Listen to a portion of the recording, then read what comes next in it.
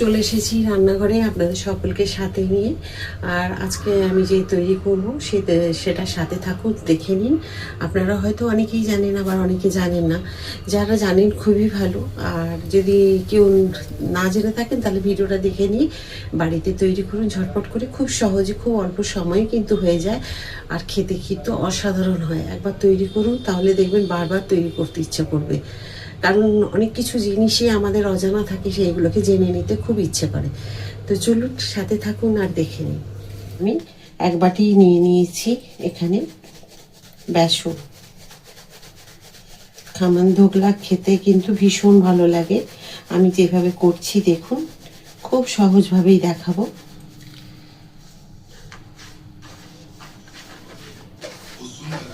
একটু চেলে নিতে হবে, নাহলে বেসনে যে ডালা ডালাগুলো থাকে না, ওতে কিন্তু ভালো গোলা যাবে না।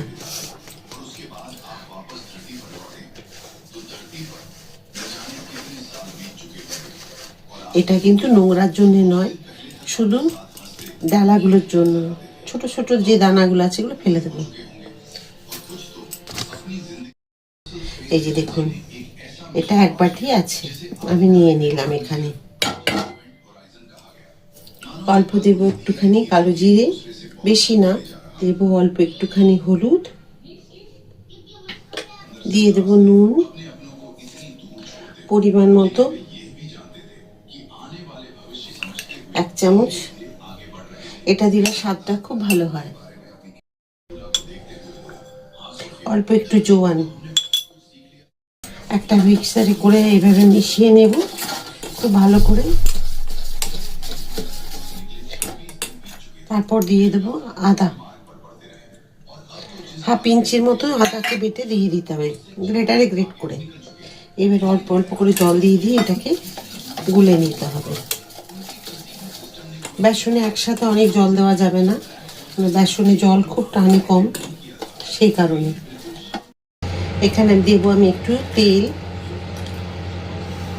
আর এই কেক টিনের মধ্যে আমি বসিয়ে নেব, তার জন্য আমি এখানে একটু তেল গুলিয়ে নিচ্ছি খুব ভালো করে। আর এই বেসনের ব্যাটারে আপনারা চাইলে লঙ্কার গুঁড়ো দিতে পারেন। যদি আপনারা ঝাল খাওয়া পছন্দ করেন তাহলে একটু দিতে পারেন, তবে খুব বেশি দিলে কিন্তু ভালো লাগবে না। এইভাবে যদি ফেটিয়ে নেন, একইভাবে এইভাবে ঘোরাতে হবে।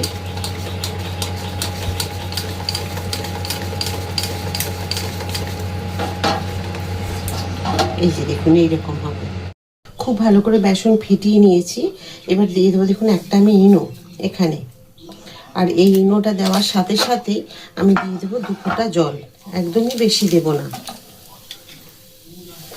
ব্যাস, এবারে খুব ভালো করে মিশিয়ে নেব। এটা দিয়ে আর বেশিক্ষণ ফাটানো যাবে না, শুধু মিশিয়ে নিতে হবে। এখানে খাবার সোডা বা বেকিং পাউডার এগুলো কিচ্ছু দিতে হবে না। এবার এখানে দিয়ে দেব।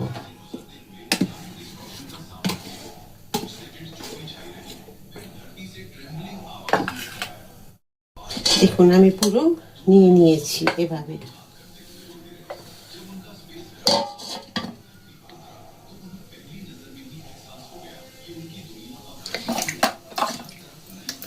দিয়ে এভাবে একটু করে নিতে হবে। আমি এভাবে গরম জলের মধ্যে বসিয়ে দিলাম, দিয়ে দেবো একটা ঢাকা। ঠিক 10 থেকে 15 মিনিট পরে আমি ঢাকা খুলে দেখব যে কীরকম হয়েছে। তবে হ্যাঁ, 5 মিনিট আমি হাই ফ্লেমে রেখে দিয়ে তারপর ফ্লেমটাকে একটু কমিয়ে দেব। ঢাকা খুলে দেখে দেব কি সুন্দর হয়েছে। আর সাইডগুলো দেখুন তেলটা দেওয়ার জন্য কি সুন্দর ছেড়ে গেছে। তবে আমি এবারে দেখে নেব, এইভাবে একদম পরিষ্কার। দেখুন কি সুন্দর মানে হয়ে গেছে। এবার একটু ঠান্ডা হয়ে যাওয়ার পরে এটাকে আমি এখন গ্যাস বন্ধ করে দিলাম। তো ঠান্ডা হয়ে যাক, তারপরে আমি এটাকে ডিমোল্ড করে আপনাদের দেখাবো কীরকম হয়েছে। এটা তুলে নিলাম।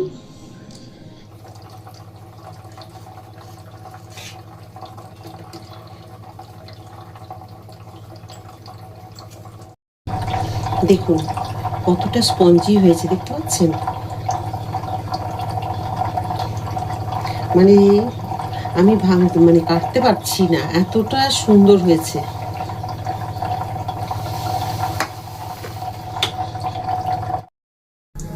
কড়াইয়ে আমি তেল দিয়ে দিয়েছি, আর দিয়ে দেবো এখানে আমি সর্ষে, কারিয়া পাতা,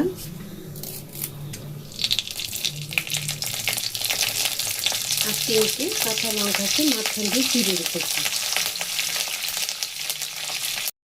খুব সুন্দর ফোড়নগুলো ভালোভাবে হয়ে গেছে। এখন দিয়ে দেবো এখানে আমি একটু জল, বেশি দেবো না।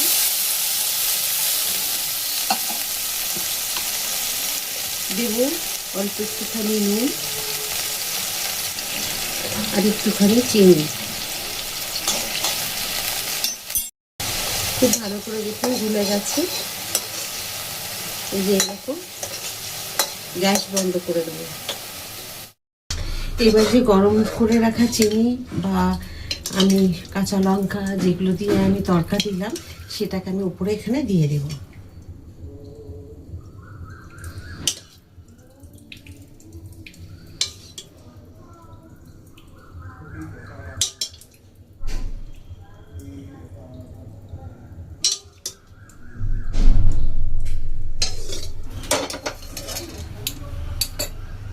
দেখুন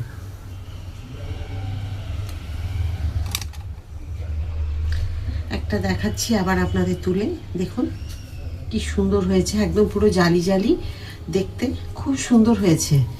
আর এইভাবেই তৈরি করে নিন গাওয়ান ধোকলা। আর বাড়িতে তৈরি করে সন্ধ্যাবেলা টিফিনে এটা খেতে পারেন। যেদিন হয়তো টিফিনে আপনারা চিড়ে মুড়ি বা অন্যান্য কিছু চাউমিন খাচ্ছেন, একাদিন এটাও খেতে পারেন, খুব ভালো লাগবে। আর সকালবেলা টিফিনেও অনেক সময় এটাকে বাচ্চাদের দিতে পারেন স্কুলে, বা বাড়িতেও আমরা খেতে পারি, সেই রকমভাবেই তৈরি করা হয়। তো খুব সুন্দর হয়েছে, একবার অন্তত বাড়িতে তৈরি করুন সকলে মিলে, খান বাড়িতে। আর কেমন হয়েছে আমাকে কমেন্ট করে জানান। যদি ফেসবুক থেকে দেখে থাকেন তাহলে ফলো করে দেবেন, আর ইউটিউব থেকে দেখলে লাইক, সাবস্ক্রাইব আর শেয়ার করে আমার সাথে থাকবেন। আবার একটা নতুন রান্না নিয়ে সকলের কাছে চলে আসবো। সবাই খুব ভালো থাকুন। রাধা রাধা।